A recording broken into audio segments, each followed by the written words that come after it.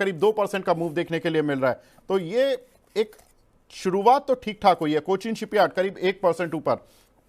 अंशुल जी, JWL 422 पर आ गया sir, बहुत दिनों बाद 422 दिखा है। प्रॉफिट बुक कर लें या यहां पर अभी होल्ड करें जिनके पास है? होल्ड करना चाहिए सर, ये खींचेगा ऊपर 445 तक तो खींचेगा, क्योंकि वही ब्रेकडाउन पॉइंट था। तो ब्रेकडाउन रीटेस्ट करने जा रहा है, 354 के मेजर सपोर्ट से चला है तो मेजर रेजिस्टेंस हिट करेगा। जी 445 तक वेट करना चाहिए। जी।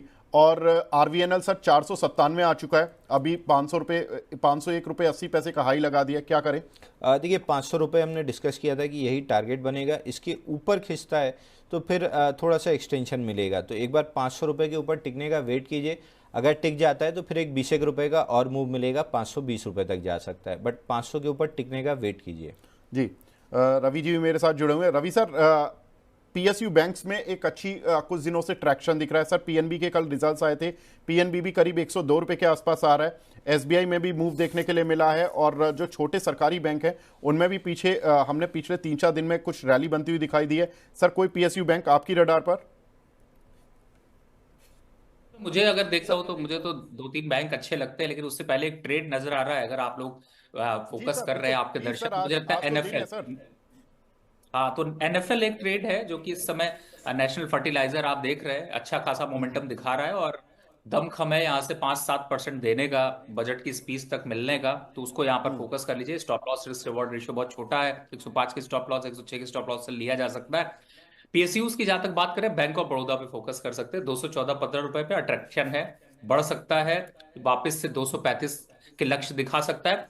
PNB पे फिलहाल मैं इस उछाल में एग्जिट होने की राय लूंगा, क्योंकि PNB का मुझे बहुत लॉन्ग टर्म अपसाइड नहीं दिखाई देता। लेकिन इसके साथ में यहाँ पे अगर देखने की कोशिश कर रहा हूं तो मुझे छोटे मोटे बैंक थोड़े ज्यादा अच्छे लगते हैं, लेकिन बड़े बैंकों की तरफ अगर PSB में जाना चाहते हैं तो मुझे ऐसा लगता है कि यहाँ पर SBI को भी फोकस करें। 750 अट्रैक्शन लेवल है, not this point of time. 770 चल रहा है, थोड़ा वेट करिए। 750 के आसपास अगर मिलता है तो बिट की जा सकती है 820 के लक्ष्य के लिए। तो मुझे लगता है बैंकिंग काउंटर में छोटे बैंक और इमीडिएट ट्रेड पे NFL थोड़ा फोकस लग रहा है। जी। अभी इस काउंटर को कितना आपने लेवल बताया सर? इसको F&O में भी ले सकते हैं क्या? रवि जी प्लीज अनम्यूट कर लीजिए सर माइक। क्षमा करिएगा विवेक जी, इस समय 218 और 220 के लक्ष्य तक दिखा सकता है। और अगर आप गलती से इसको छोड़ भी देते हैं तो इसमें रिस्क जो है वो बहुत कम है। मुझे ऐसा लगता नहीं कि मार्केट में अगर कोई फॉल आता है तो इस स्टॉक पे बहुत ज्यादा कुछ इंपैक्ट आएगा। हम्म। जी, लगता है रवि जी के साथ कुछ इंटरनेट वापस एरर आ रहा लक्ष्य के लिए है। इंटरनेट। बढ़ेगा जी रवि सर, मेरे हिसाब प्लीज से। Continue sir. 218-220 तक आपके टारगेट। 218 से 220, ठीक है। तो हाँ, यहाँ मैं पर 218 220 218-220 के लक्ष्य इंट्राडे में आपको देखने को मिलेगा। इंट्राडे में आ सकते हैं, ठीक है। सर, स्टॉप लॉस क्या बताया था आपने बैंक ऑफ बड़ौदा पर? बहुत छोटा सा है सर, 214 पे बाय कर रहे हैं, 2 रुपए 2.5 रुपए ज्यादा से ज्यादा स्टॉप लॉस लेके चल सकते हैं। ठीक है। अंशुल जी, एक काउंटर और आइडिया यहाँ पर बताइए, क्योंकि इसमें बात हो रही है टेलीकॉम में केवल एक ही सेक्टर की डिमांड है कि जी AGR ड्यू हमारे 50% कम कर दीजिए।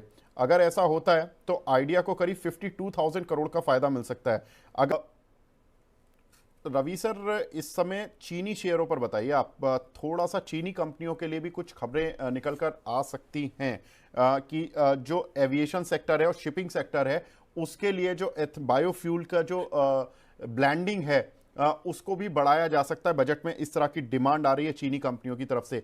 सर, इथेनॉल पर लेकर वैसे ही सरकार का फोकस काफ़ी रहा है। अगर कोई भी न्यूज़ आ गई, ऑलरेडी 2 न्यूज़ आ चुकी कि इथेनॉल के प्राइसेस बढ़ चुके हैं और इथेनॉल का जो प्रोडक्शन जो ब्लेंडिंग टारगेट है वो 20% कर दिया गया है। सर, ये 2 न्यूज़ के अलावा अगर एक न्यूज़ और आ गई, कितना बड़ा फ्यूल मिलेगा सर इन शुगर कंपनीज को?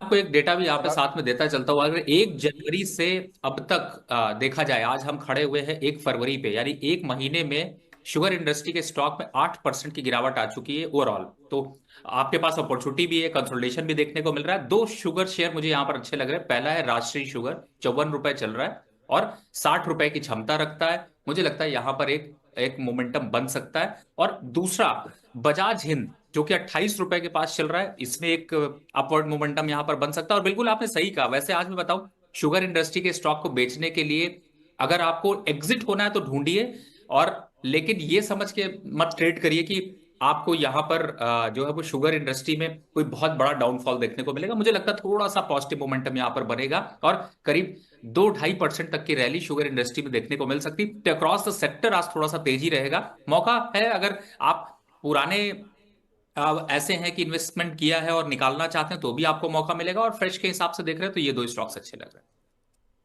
ठीक है। प्रदीप जी फटाफट यहाँ पर अगर देखें तो कुछ एक काउंटर्स में मूव है।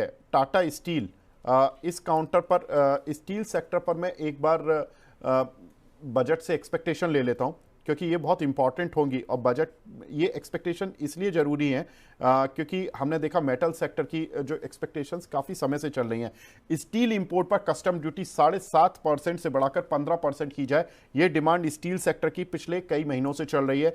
ग्रीन स्टील बनाने पर इंसेंटिव मिले, ये भी डिमांड स्टील सेक्टर की काफ़ी तेज़ी से चल रही है। दो एल्यूमिनियम सेक्टर की डिमांड है। एल्यूमिनियम पर इन्वर्टेड ड्यूटी स्ट्रक्चर आसान हो और एल्यूमिनियम स्क्रैप पर इंपोर्ट ड्यूटी 3 गुना कर दी जाए, जो कि 7.5% कर दी जाए, अभी 2.5% है। रवि सर, आप नेशनल एल्यूमिनियम को, आई रिमेंबर, आप काफी क्लोजली देखते हो और हिंडाल्को को। सर, आपकी राय एल्यूमिनियम सेक्टर से जुड़ी इन कंपनीज पर? रवि जी प्लीज अनम्यूट कर लीजिए। हाँ बिल्कुल, देखिए इस समय अगर स्टील सेक्टर को देख रहे हैं तो मैं काफी हद तक वैसे बुलिश हूँ गवर्नमेंट के बजट को लेकर के, और मुझे उम्मीद है कि सिर्फ हिंडाल्को या फिर नेशनल एल्यूमिनियम नहीं बल्कि सेल, वेदांता और हिंदुस्तान जिंक, इनमें भी एक अच्छा मोमेंटम यहाँ पर देखने को मिल सकता है। और ये एक टाइम है जो कि राइट टाइम है आपके इन्वेस्टमेंट करने के लिए। तो मुझे लगता है कि आपको यहाँ पर थोड़ा लॉन्ग टर्म के हिसाब से फोकस जरूर करना चाहिए। जो अभी तक एक निगेटिविटी देखने को मिल रही थी, जो ट्रेंड रिवर्सल बने हुए थे या जो फंडामेंटल चेंजेस यहाँ पर हो रहे थे, वो सब जो है वो थोड़े से कंसोलिडेट करके निकलते हुए से नजर आ रहे हैं। तो मुझे लगता है कि इस समय इन स्टॉक्स में खासतौर से जैसे हिंडाल्को की बात करें, वापस 680 के लक्ष्य दिखा सकता है, लोअर साइड पे 550 का मैक्सिमम रिस्क आपको देखने को मिल सकता है, तो बाइंग एक्युमुलेशन किया जा सकता है। वेदांता की सेम बात कर लीजिए, इसी तरीके से 430-35 पर, और ये शेयर तो वैसे भी बढ़िया है क्योंकि आपको डिविडेंड बढ़िया दे जाता है। हिंदुस्तान जिंक 450-53 पे चल रहा है। मुझे लगता है कि फेयर वैल्यू है जिन पे कि यहाँ पर इन्वेस्टमेंट की राय हो सकती है। और बजट स्पेसिफिक अगर बाइंग करना चाहते हैं और बजट के बाद अगर कुछ सोचते हैं कि बजट के दिन अगर कुछ गेन हो जाए, तो मुझे लगता है कि शायद 1.5-2% का गेन ये भी आपको दिखा सकते हैं वोलेटिलिटी में। बिल्कुल।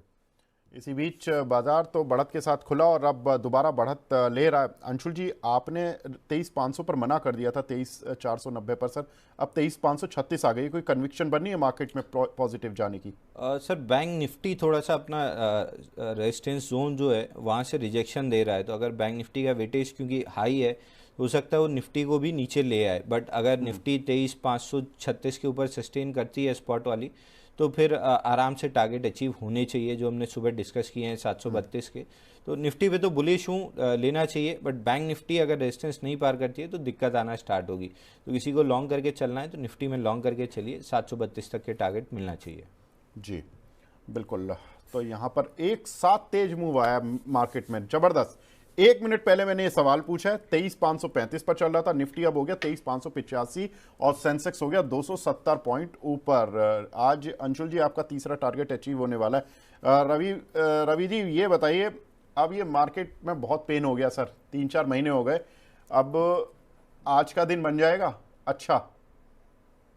देखिए मुझे उम्मीद वैसे सिर्फ आज के दिन की है, बाकी पेन कम होता हुआ सा नजर नहीं आ रहा। मुझे लगता है कि आगे पेन बढ़ेगा, और आज जितनी खुशी स्माइल हम लोग आप लोग कर सकते हैं वो सब लोगों को कर लेना चाहिए। और उसके बाद जैसे कहते नहीं, कभी बैग पैक करके कभी कभी छुट्टियों पे चले जाना चाहिए। तो मुझे ऐसा लगता है कि ये जो 1-2 दिन है, इस वोलेटिलिटी में जितना उछलना है, जितना कूदना है, जितना दौड़ लगानी है, जितने आपको अपने पोर्टफोलियो को रिव्यू करना है वो कर लीजिए। उसके बाद फिर से 3 महीने की छुट्टी पे चले जाइएगा, और वो छुट्टी जो होगी वो 5 से 8% नेगेटिव होगी। जी अंशुल जी, JWL और RVNL दोनों अटक गए हैं अब।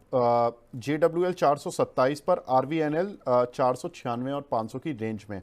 ऐसा तो नहीं कि ये यहाँ से रिट्रेस तो नहीं हो जाएंगे प्रॉफिट, क्योंकि चले हैं शेयर पिछले 2-3 दिन में, या अभी रहें इनमें, बने रहें? अभी कम से कम JWL में रुकना चाहिए। JWL 445 तक आता हुआ दिख रहा है, वहाँ पे जाके प्रॉफिट बुकिंग कर लेना चाहिए। और बजट स्पीच जब चालू होगी तो काफ़ी एंग्जाइटी बढ़ेगी मार्केट में इन शेयर्स को लेके, तो उस टाइम पे अपने स्टॉप लॉसेस और ज़्यादा टाइट कर लेना चाहिए। तो कम से कम बजट स्पीच चालू होने तक तो मोमेंटम रहना चाहिए इन काउंटर्स में। 445 का लेवल ध्यान रखिए, वहाँ पे आता है तो प्रॉफिट बुक कीजिएगा। ठीक है। रवि जी, आखिरी सवाल सर, एक सेक्टर और बता दीजिए जो आज आपको लगता है कि यहाँ पर प्ले करना है। आपने दो काउंटर बताए of course, bank of Baroda और एनएफएल, बस एक सेक्टर और बता दीजिए सर। देखिए, सेक्टर के हिसाब से तो मुझे ऐसा लगता है, मैंने जैसे पहले बताया कि एक मेटल जिसको यहाँ पर फोकस करना चाहिए, और दूसरा फर्टिलाइजर स्टॉक्स पे। और फर्टिलाइजर स्टॉक पे अगर मैं जाता हूँ तो मुझे केमिकल से जो है उनमें थोड़ी सी यहाँ पर एक्सपेक्टेशन ज्यादा दिखाई दे रही है। तो इस समय के हिसाब से अगर केमिकल स्टॉक की तरफ जाएंगे तो आपको ज्यादा अच्छा फायदा मिल सकता है। और केमिकल स्टॉक में सबसे पहला आता है फैक्ट, FACT फैक्ट। इसमें 936 रुपए चल रहा है। मुझे लगता है कि ये एक बार 1,000 के आसपास के आंकड़े छू सकता है। और अगर दूसरी तरफ जाते हैं तो यहाँ पर दीपक नाइट्रेट, जिसमें कि एक अच्छा मोमेंटम दिख सकता है, और ये भी यहाँ पे आपको 100-200 रुपए की कमाई करा सकता है। तो ये दो काउंटर पे फोकस रखना चाहिए। बिल्कुल, तो फैक्ट और दीपक नाइट्रेट, और साथ ही एनएफएल सर ने बताया था, एनएफएल अब डेज हाई पर है। बैंक ऑफ बड़ौदा बताया था रवि जी ने, वो भी डेज हाई के पास ही पहुंचता हुआ दिख रहा है। रवि सर, आप हमारे साथ बहुत इंपॉर्टेंट डे पर जुड़े और बहुत इंपॉर्टेंट टाइम पर जुड़े। बहुत बहुत शुक्रिया सर हमसे जुड़ने के लिए, अपना प्रीशियस टाइम देने के लिए। आगे बढ़ते हैं। अब मार्केट में तो स्ट्रेंथ बनी हुई है, और यहाँ पर देखें तो